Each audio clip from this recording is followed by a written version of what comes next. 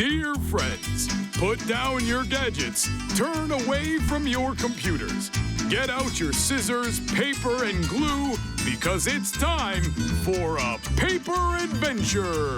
All right! Aristotle, knock knock, paper tales! In one particularly papery land, there lived a moose named Aristotle and a woodpecker named Knock Knock.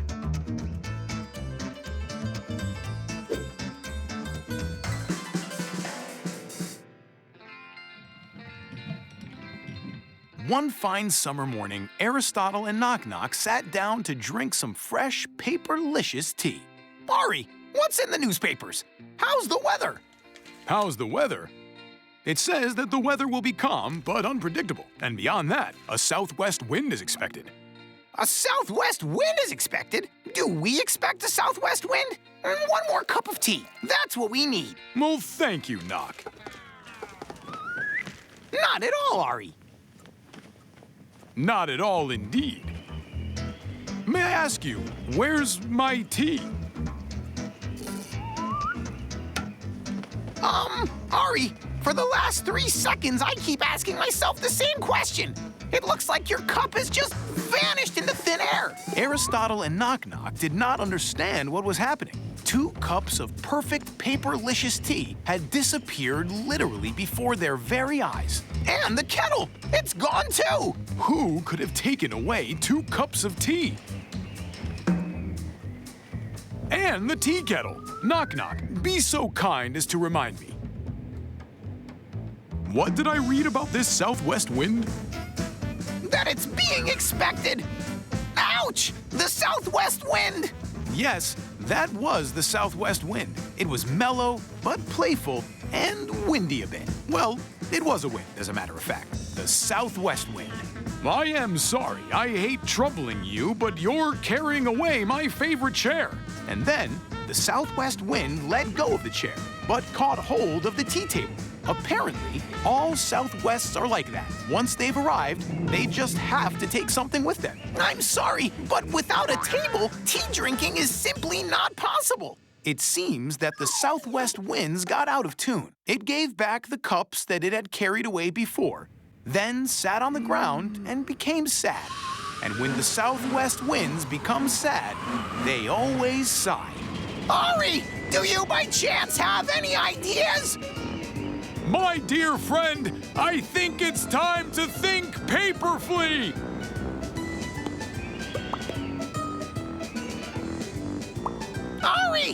Ari, and now have you come up with the slightest idea to paper it over? Well, not yet. Ari! Yeah! Ah! You're perfectly right, Knock. It's great that it occurred to your head. Or on your head. Aristotle and Knock Knock realized what their southwest guest wished for. It had never received such a gift.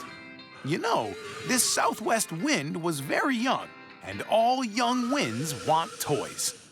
Look, Knock. Now you see why our youthful guest needed the teacups. All winds love to whirl and twist something. Take a square paper sheet and mark a center on it. Now cut 4 slits starting from each corner without reaching the center. Great! Now take 1 paper corner and fold it towards the center. You've got the first petal fan. Then fold the rest of the petals. All you need now is to just secure all the petals in the middle with a push pin and fix it on the end of a wooden stick. The windmill is ready. The southwest wind thanked Aristotle and Knock Knock for such a fascinating present. A paperful present! Yup, a true paperful present. I say, I agree with you, Aristotle. It is terrific that in this treacherous weather, the southwest wind flew into our place. That's right, my friend. And the good thing is also that we were smart enough to offer our guests some entertainment. What's in the papers? The weather. Is it still windy? Calm and unpredictable, my friend. Calm and unpredictable. although our cups don't get lost anymore. Thus, the southwest wind met new friends. And the friends met the southwest wind. And nothing could crumple their friendship from now on, whichever winds blow.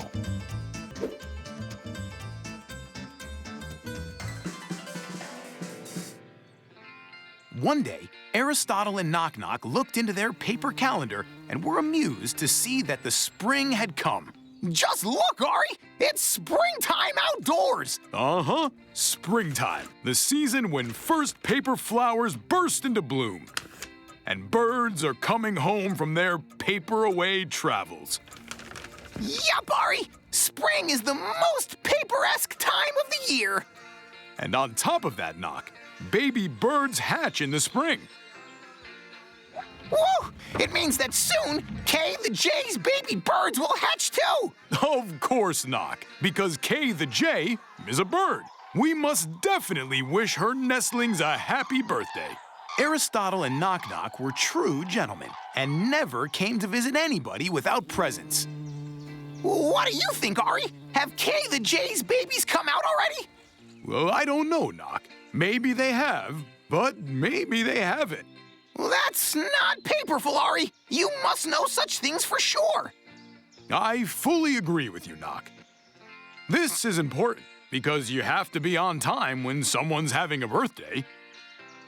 Well, I'm gonna fly over to Kay the Jay's and check it out myself. Well, that's a paperific idea. Thus, Knock Knock went off to see Kay the Jay, and Aristotle sat down to wait for his friend to fly back.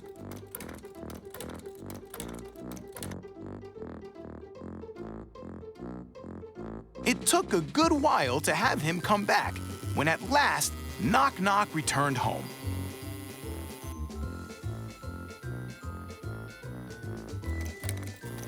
Welcome back, Knock.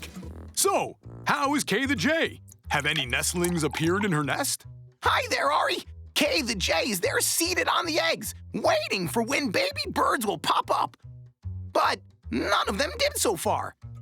In other words, do you mean to say they weren't there when you were at Kay the Jay's? But some time has passed since then, hasn't it? Is there a chance for any baby birds to appear since then?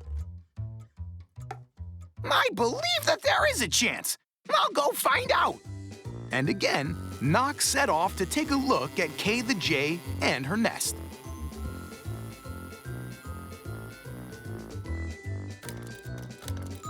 Babies are not there yet. What about now? Oh, well, find out. Once again, Knock spread his wings and headed to Kay the Jay's.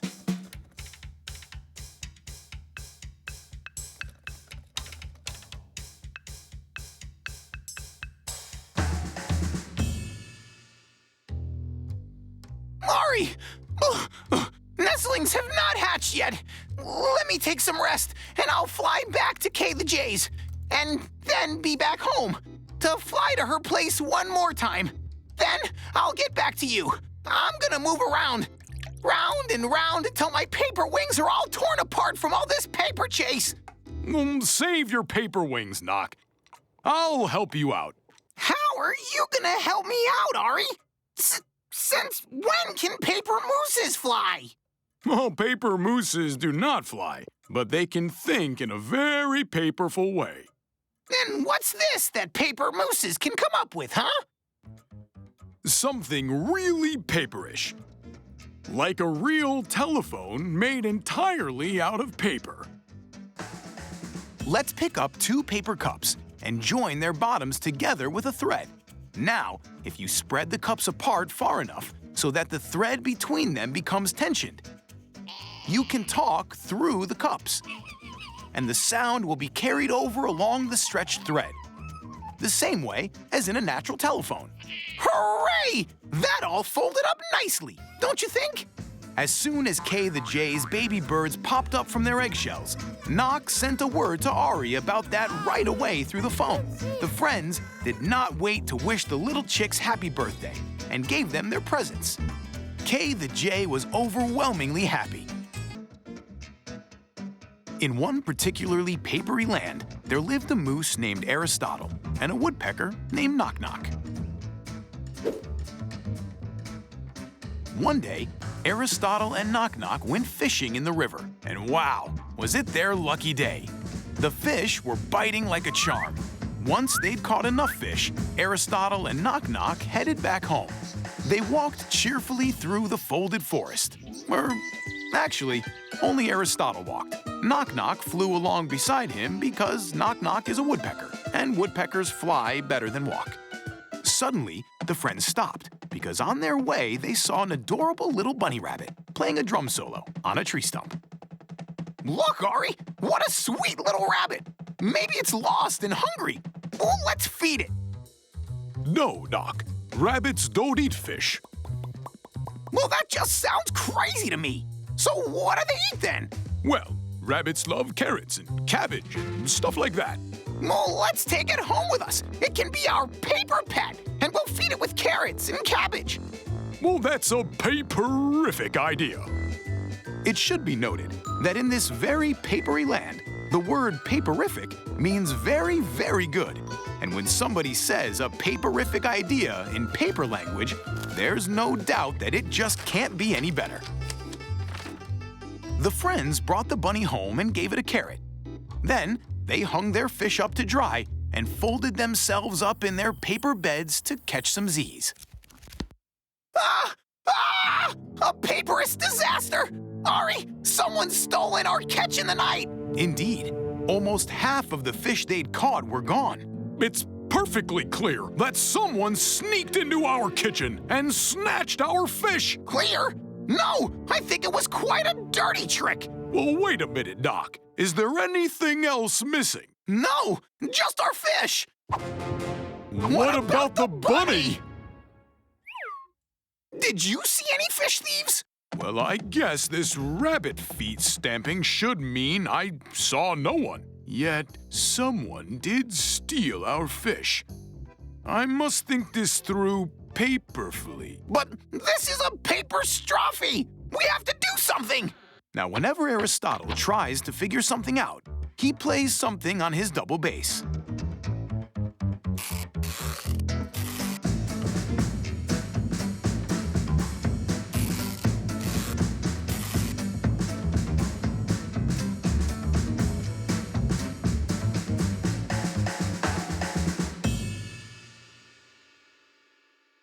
Aha!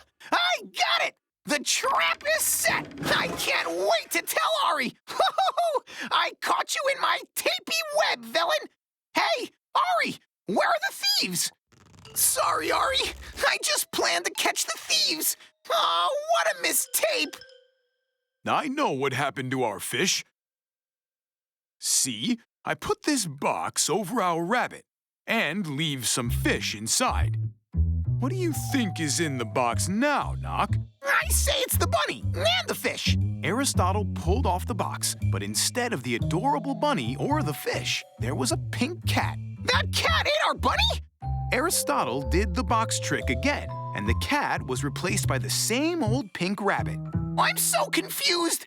Well, it's as simple as a piece of paper. No one came to steal our fish. Our pet devoured it. You said rabbits don't eat fish. Correct. Rabbits don't. But this one is no rabbit. Let me introduce you to a bunny cat. Aristotle picked up the rabbit and tugged on its little bunny tail. The tail grew longer, just as the long rabbit ears grew shorter. Now the rabbit looked just like a cat. Draw the body of a bunny cat and the tail and ears all together in one piece. Scissor them out neatly, then cut slits for the ears and the tail and put it all together. It's a cat, bunny, bunny cat. Hooray! It turned out pretty paperful, don't you think? And the bunny cat stayed with our friends Ari and Knock Knock. They fed it with fresh fish and the freshest carrots and stuff, and it would purr happily or play pad drum solos on the table, both of which probably meant in the bunny cat language, you guys are awesome friends. One nice spring afternoon, our papery friends received a letter by mail. Letters are made of paper too. It was sealed with wax and smelled wonderfully of honey. Hey, look at this, Knock Knock. We've got a letter. And it smells delicious. Pizza delicious or honey delicious? Because if it's honey delicious, it's probably from Beatrice. If you haven't met Beatrice yet, then we should probably explain. She's the queen bee and also an old friend of Ari and Knock Knock. So, Beatrice writes that she'll soon be taking a trip here through Paperland, and she'd surely like to drop by for a visit. Hooray! That's paperific! Ari, we should give her a royal reception. I agree. Let's plant some of the queen's favorite flowers. The friends worked in earnest till the afternoon. They dug a new flower bed and planted postcard petunia seeds. They kept at it until they felt faded and crumpled. But they wanted to make the queen bee happy because she loved them so, both friends and petunias. You really are cut out for this gardening thing, Knock. Thanks! Now let's just sit back and wait for these paperesque petunias to beautifully blossom. And the friends, a little wrinkled but happy, went home to get some rest and drink some refreshing ink tea. But the moment they sat down, a flock of creepy, greedy crows descended onto the flower bed and started pecking at the petunia seeds. Oh, bad birds! No, shoot! Right now or I'll wad you up! Dear valued crows, would you be so kind as to leave our garden alone? But the crows went on devouring the seeds without paying the slightest attention to our friends. Who knows? Maybe they weren't from around here and didn't understand proper paper English. Look here, Knock. It says that all birds tend to be terrified of wide-mouthed cats. Maybe we should get one and use it as a scarecrow. Erase that thought, Ari. I'm terrified of that cat, and it's just a picture. You're afraid of just the picture? My brain is unfolding a paperific idea.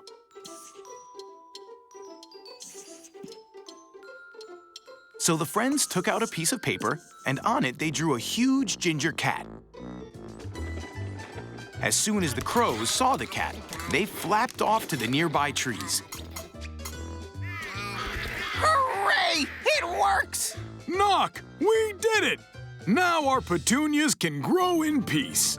Nothing can stop them. And the friends, though a little worn out, went happily home to sit a while and sip some more ink tea. Uh-oh. Oh, boy, what happened? It looks like the crows strike again. They figured out that our cat isn't real. After all, a real cat is supposed to move, and the drawn one does not. What do we do now? Let's wrap our brains around the problem and think.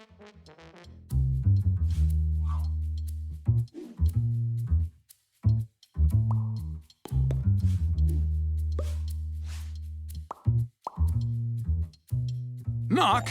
I got it! Our cat will become a moving cat. It's as simple as a piece of paper. No, as 2 pieces of paper. How to make an animated cat with a notepad.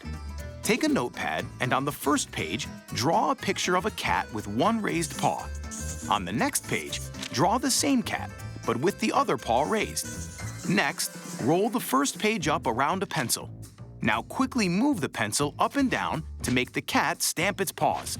The cartoon's finished. Your cat is ready to attack.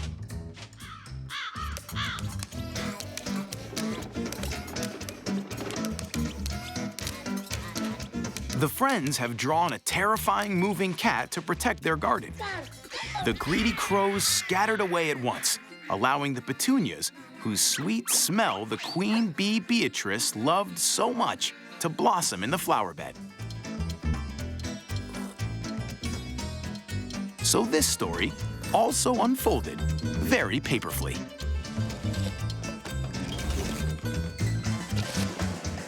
See you next paper time.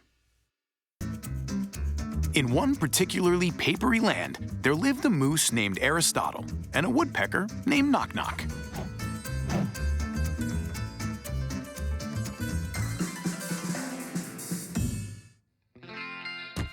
One early artwork morning, when dreams are the sweetest, Aristotle had one, and it was fascinating.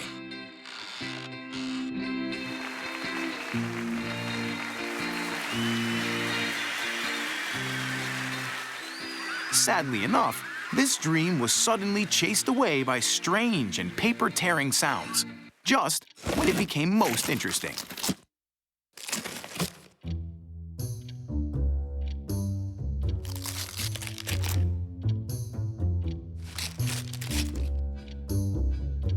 Maybe Knock Knock knows what's going on here, thought Aristotle, and set forth to wake up his friend.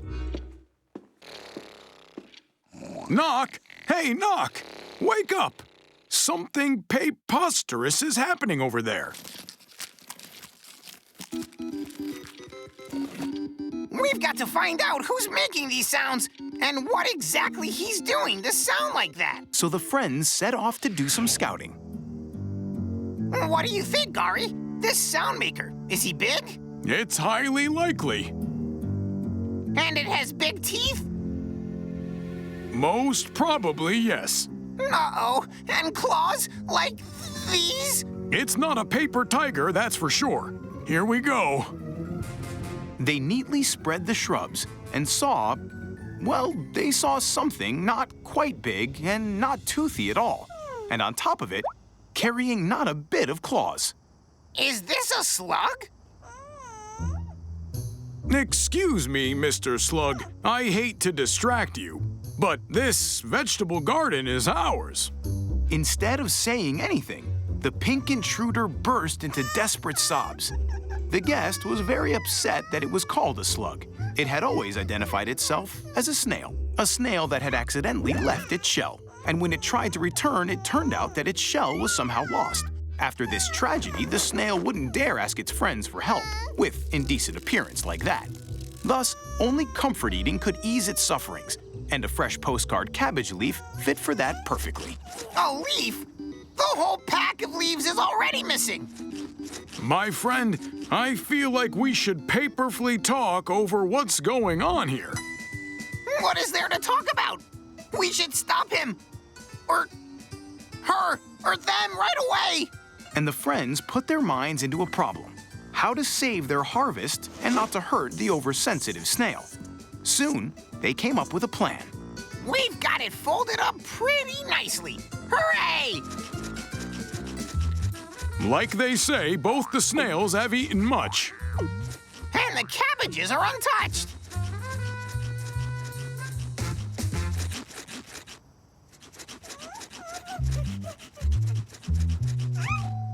Believe me, Knock, this is the most fast-moving snail in the world. Thus, the friends' plan failed. Again, it was time to think paperfully. Regretfully, this time nothing paperful enough occurred to Aristotle. It reached the carrot beds already.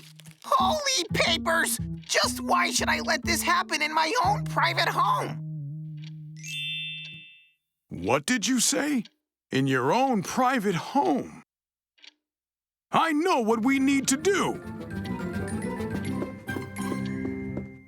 When our friends were ready for action, the snail finished the cabbage and carrots and fell to the paper lettuce leaves. Excuse me, Mr. Snail. We've got a present for you. Try it on, won't you? Please. Knock and Ari made up a paper house to replace the snail shell that had been lost. Draw an outline and cut off all the paper that is outside of it. Draw windows and doors, and now fold the paper sheets along the crease edges. Apply glue sufficiently and put it together. Your snail house is ready. Thereafter, the friends turned their hands to their favorite paper matters. As time had passed, a lot of them crumpled up in piles. And that's how this paper-tearing story paperfully unfolded.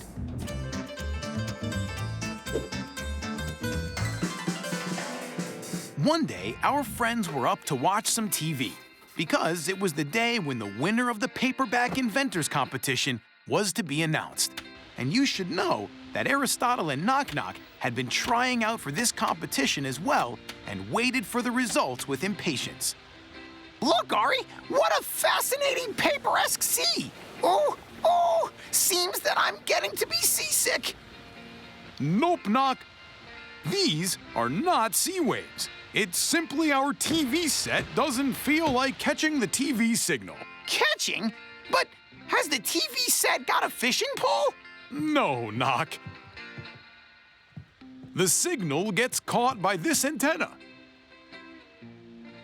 In order to tackle a good one, the antenna should be up as high as possible. Then, we'll be able to watch our favorite show. So, we're gonna find out who is the most inventive inventor in Paperland. So Aristotle set the ladder to climb up to the highest tree to stick the antenna on top of it.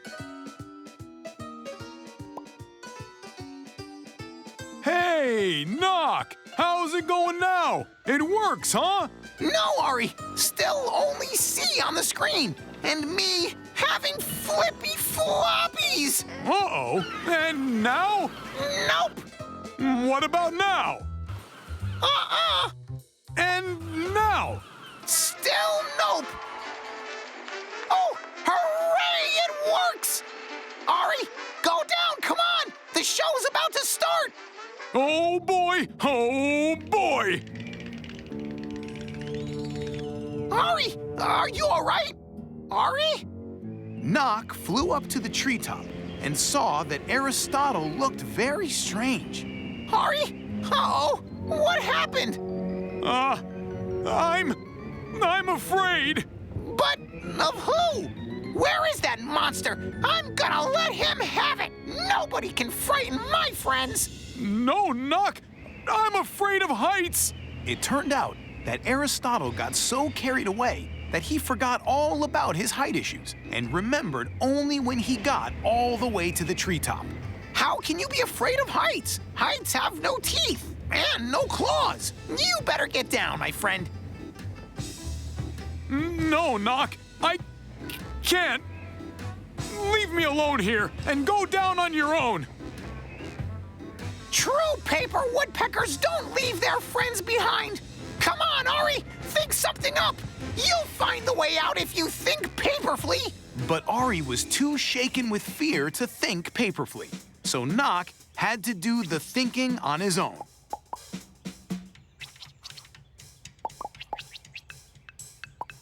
But when you're thinking too fast, things could surely not fold up the right way.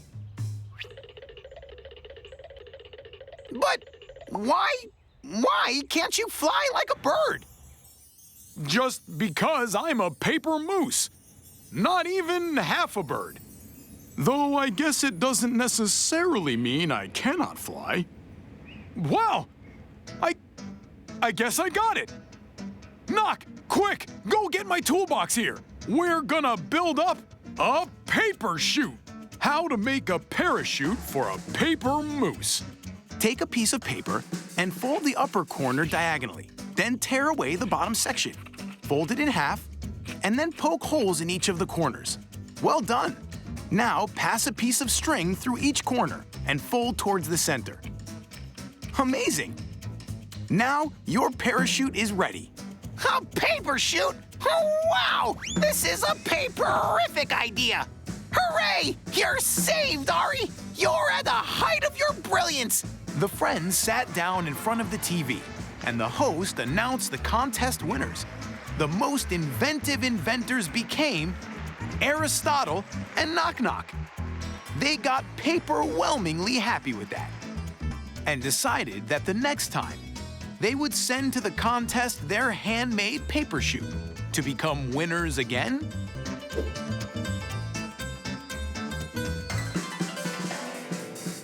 One day, Knock Knock and Aristotle sat down to play paper Scrabble.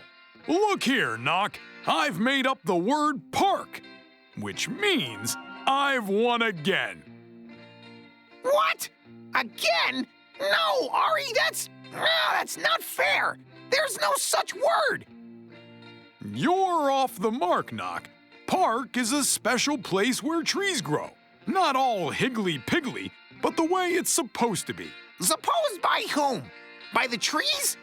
No, Knock. Naturally, not by the trees. By us, for example. You see, when trees are together, they can grow in shapes of circles, squares, or even in the shape of a heart. And paper hearts can be so lovely. Of a heart? Yes, a heart is very paperly. It should be noted that a short distance away from the friend's house, there was a postcard plane. And on that very plane, the friends agreed to lay out their park. Knock, knock. It's gonna be a marvelous park, and its shape will resemble a heart. Knock Knock took a look around but saw no heart at all. Strange, Ari. Your park resembles a tree shape. I mean, plenty of trees. My friend, the park will look like a heart if we see it from a bird's eye view. Because a point of view matters. Uh-huh. Well, that's where it is. I should have guessed. And the friends went on setting the trees because they impatiently wanted to see what the park would look like. Well, that's all. The park's done. Hooray! Now let's take a look what it might be from a bird's eye view. All of a sudden, the woodpecker realized that Ari can't see the park from a bird's eye view, since it happened that he wasn't a bird and doesn't know how to fly. At all. Not a bit. Ari, are you sure that you don't fly? Well, I've never really tried. Let's go ahead then and try it. It's as easy as pie. And Knock Knock started to teach Aristotle how to fly. That's right, great. And now you have to flap your wings. Knock, but I don't have wings. Well, then flap whatever you have. Aristotle jumped up and started swinging his arms and feet as best he could. I'm flying! I did not realize how cool it is to be a paper moose and fly. Well, let's proceed to Plan B. And the friends went on to Plan B. Ari, this is steam. It will help you soar. Ouch! Ouch! Ouch! That's boiling hot! Right, but you almost did it, Ari. Let's try once again. No, Knock. Let's try something else. Go on to another plan. Well, whatever you say, Ari. Let's try Plan T then. However, soon it became obvious that Plan T and other plans also did not help. We need a brand new plan, Ari. We need a plan.